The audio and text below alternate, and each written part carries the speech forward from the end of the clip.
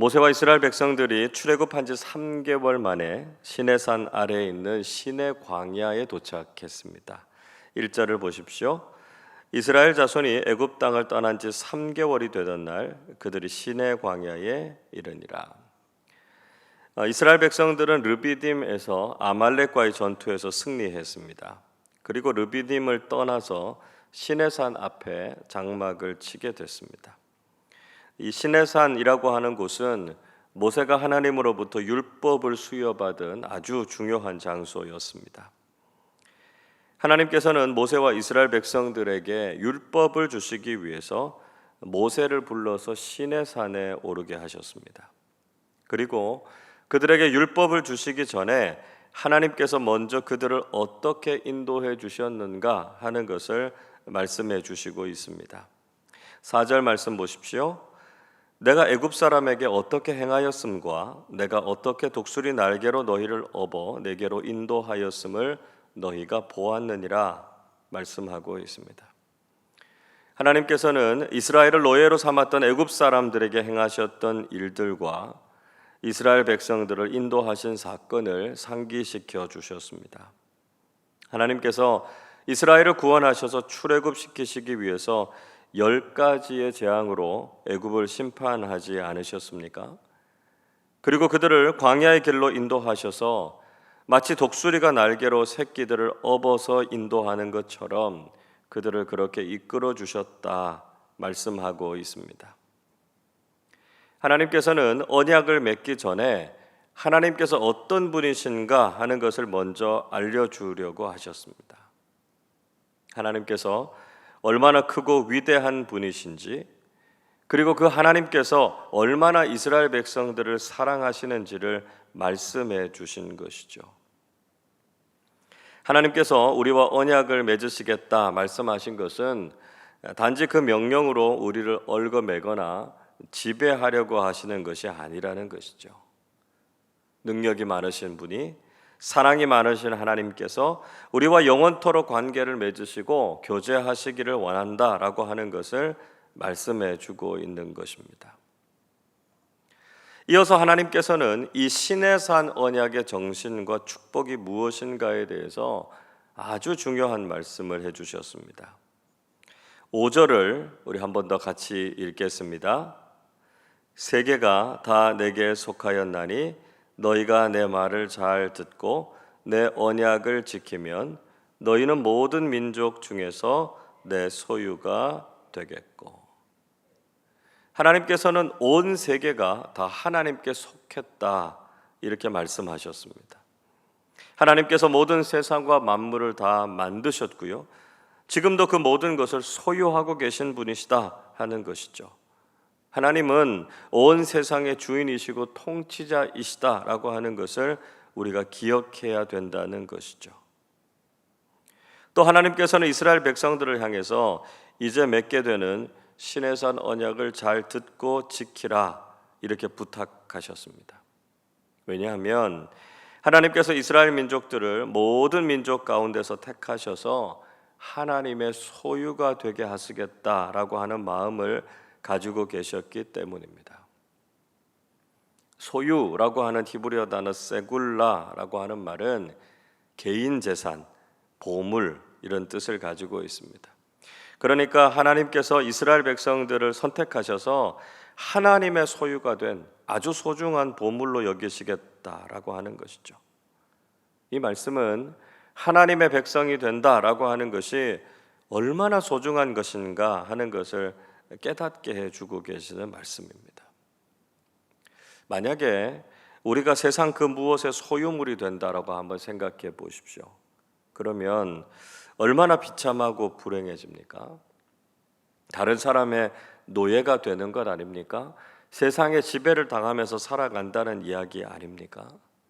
그러나 하나님의 소유가 된다라고 하는 것은 세상의 그 무엇보다도 가치 있고 보배로운 인생을 살게 된다라고 하는 말씀입니다. 우리가 바로 이런 하나님의 소유가 되었다라고 하는 것을 감사해야 한다는 것이죠. 더 나아가서 하나님께서는 그들을 택하신 목적과 비전이 무엇인가 하는 것을 설명해 주고 계십니다. 6절 말씀도 우리 같이 읽어보겠습니다. 너희가 내게 대하여 제사장 나라가 되며 거룩한 백성이 되리라. 너는 이 말을 이스라엘 자손에게 전할지니라. 하나님께서는 이스라엘 백성들이 제사장의 나라가 될 것이다 이렇게 말씀하셨고요. 거룩한 백성이 될 것이다 말씀하셨죠. 이스라엘 백성들이 제사장 나라가 된다라고 하는 것 어떤 의미겠습니까? 제사장이 어떤 역할을 했는지를 생각해 보면 되겠죠. 제사장은 하나님과 사람들 사이에서 중재자의 역할을 했습니다. 사람들의 죄를 하나님께 대신 아뢰는 사람이 제사장이지 않았습니까? 즉 이스라엘이 택함을 받았다라고 하는 것은 단지 자기 자신들만을 위한 것이 아니고요. 모든 나라를 하나님께로 인도하기 위함이었다라고 하는 것이죠. 이스라엘 백성들이 먼저 하나님의 은혜를 경험하고 모든 사람들이 하나님을 믿고 복을 누릴 수 있도록 하는 사명을 이스라엘 백성들이 부여받았다는 것입니다. 그리고 그들은 하나님 앞에서 거룩한 백성이 되어야 했습니다. 그들은 세상과 구별된 삶을 살아야 했고요. 하나님의 말씀을 따라서 거룩한 신앙인의 삶을 살아야 했습니다. 그래서 그들에게 하나님의 법인 율법을 주신 것이죠. 그 법에 근거한 삶을 살라 하나님께서 그렇게 말씀하셨습니다. 그때 이스라엘 백성들은 시내산 언약을 반드시 지키겠다 이렇게 약속했습니다. 8절 말씀 보시면 여호와께서 명령하신 대로 우리가 다 행하리이다 이렇게 대답하고 있습니다. 그러나 실제로 이스라엘 백성들은 그 언약을 지키지 않았고요. 이 두 가지의 중요한 사명을 망각했다는 것이죠.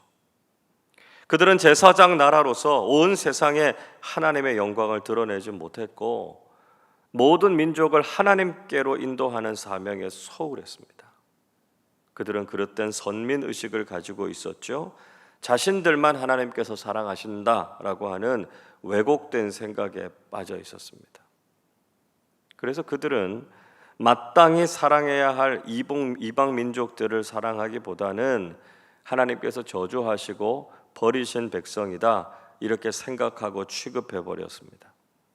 또 그들은 거룩한 백성으로서 구별된 삶을 살기보다는 그저 세상을 따라서 살면서 죄를 짓고 말았습니다.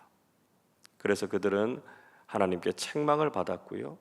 지금도 하나님의 뜻에 따라서 살지 못하고 있지 않습니까? 영적으로는 오늘 우리에게도 하나님께서 이 언약을 주셨다는 것입니다. 하나님께서는 우리를 사랑하셔서 죄와 사망에서 구원해 주시고 지금도 우리들의 삶을 인도해 주십니다. 우리는 이 하나님의 사랑과 능력을 늘 기억하면서 감사할 수 있어야 한다는 것이죠. 그리고 동시에 이 세상 속에서 제사장 나라와 거룩한 백성으로서 살아야 된다는 것이죠. 우리의 이런 신분에 대해서 사도 베드로도 분명히 들려주고 있습니다. 베드로전서 2장 9절은 이렇게 말씀하지요. 그러나 너희는 택하신 족속이요 왕같은 제사장들이요 거룩한 나라요 그의 소유가 된 백성이니 이는 너희를 어두운 데서 불러내어 그의 기이한 빛에 들어가게 하신 이의 아름다운 덕을 선포하게 하려 하심이라 말씀하고 있습니다. 우리도 택하신 족속, 왕같은 제사장, 거룩한 나라, 그의 소유된 백성으로 부르심을 받았다라고 말씀하고 있습니다. 우리가 이스라엘 백성들처럼 실패하지 않고 우리는 반드시 언약에 합당한 사람들이 되어야 된다는 것이죠. 믿지 않는 사람들을 하나님께로 인도해야 하고요. 세상과 구별된 거룩한 신앙인의 삶을 살아야 한다는 것입니다. 우리가 바로 이 시내산 언약의 정신과 목적을 잘 이해하고 하나님의 말씀과 뜻에 따라 살아가는 사람들이 되실 수 있기를 바랍니다. 하나님께서 주시는 이 신의 산 언약을 받기 위해서 이스라엘 백성들에게는 준비가 필요했습니다. 하나는 그들이 영적 리더십을 따르고 순종해야 된다 하는 것이었습니다. 9절 말씀 보십시오. 여호와께서 모세에게 이르시되 내가 빽빽한 구름 가운데서 내게 임함은 내가 너와 말하는 것을 백성들이 듣게 하며 또한 너를 영영히 믿게 하려 함이니라 말씀하고 있습니다. 하나님께서 구름 가운데서 임재하셔서 모세에게 친히 말씀하신 데는 분명한 이유가 있다는 것이죠. 그것은 하나님께서 모세를 세우셨다라고 하는 것이고요. 그 모습을 보고 모세의 영적 리더십을 믿고 인정하게 하시기 위함이었습니다. 하나님께서는 공동체 안에서 영적 리더들을 세우시고 그들의 권위를 인정해 주시는 것을 볼 수 있습니다. 그래서 공동체에 속한 사람들도 하나님을 믿고 순종하듯이 공동체의 영적 질서와 리더십을 존중하고 따라야 된다라고 하는 것을 분명히 말씀해 주고 계십니다. 다른 하나는 그들이 거룩하고 성결하게 준비해야 된다라고 하는 것이었습니다. 10절 11절 보십시오. 여호와께서 모세에게 이르시되 너는 백성에게로 가서 오늘과 내일 그들을 성결하게 하며 그들에게 옷을 빨게 하고 준비하게 하여 셋째 날을 기다리게 하라. 이는 셋째 날에 나 여호와가 온 백성의 목전에서 시내 산에 강림할 것임이니 말씀합니다. 하나님께서는 이스라엘 백성들이 스스로 성결하게 하고 자신들의 옷을 빨게 하라 이렇게 말씀하셨습니다. 그리고 셋째 날에 하나님께서 시내 산에 강림하실 것인데 거룩함으로 그것을 기다리라 말씀하시고 있습니다. 그들이 하나님을 만나고 하나님의 법을 수여받기 위해서는 거룩하고 정결하게 준비하는 것이 반드시 필요하다는 것이죠. 여러분, 하나님께서는 우리를 사랑하시고 우리와 언약을 맺으시기를 원하십니다. 그러나 우리가 죄로 인해서 더러워지고 세상과 똑같은 모습으로 살아서는 하나님께서 주시는 이 축복의 약속을 소유할 수 없다는 것이죠. 하나님께서는 우리에게도 거룩하고 정결해지기를 원하십니다. 그 길은 바로 예수 그리스도의 보혈로 우리 자신을 깨끗하게 씻는 것이죠. 예수님의 십자가 은혜로 죄사함을 받고 하나님 앞에 거룩한 자로 서야 한다는 것입니다. 그리고 우리는 날마다 우리를 거룩하게 하시는 성령님의 역사를 통해서 우리의 죄를 불사르고 정결함을 지켜나가야 한다는 것이죠. 하루하루 우리의 삶이 예수 그리스도의 보혈로 깨끗하게 된 존재로 성령님의 은혜로 죄를 불태우고 거룩하고 정결한 믿음의 사람들로 살아서 하나님께서 주시는 축복의 언약을 소유하실 수 있기를 주님의 이름으로 축원합니다. 기도하겠습니다. 하나님 아버지, 예수 그리스도의 보혈로 저희들을 구원해 주시고 성령님의 거룩하게 하심을 통해서 하나님의 자녀답게 살게 하시니 감사를 드립니다. 하나님께서 우리를 얼마나 사랑하시는지, 그리고 얼마나 큰 능력으로 저희들의 삶을 인도해 주시는지 날마다 경험하고 고백하게 해 주시옵소서. 하나님께서 저희들을 하나님의 소유로 왕같은 제사장으로 거룩한 백성으로 불러주셨음을 기억하게 하시고 언약 백성으로서 충실한 삶을 살게 하여 주시옵소서. 하나님의 언약에 합당한 삶 살게 하시고 날마다 우리를 성결하게 하셔서 하나님께서 기뻐하시는 믿음의 사람들로 서게 하여 주옵소서. 우리에게 주신 사명에 충실하게 하시고 오직 하나님의 영광을 드러내는 하나님 나라 백성들로 살게 하여 주시옵소서. 감사드리며 우리 주님 예수 그리스도의 이름으로 기도하옵나이다. 아멘.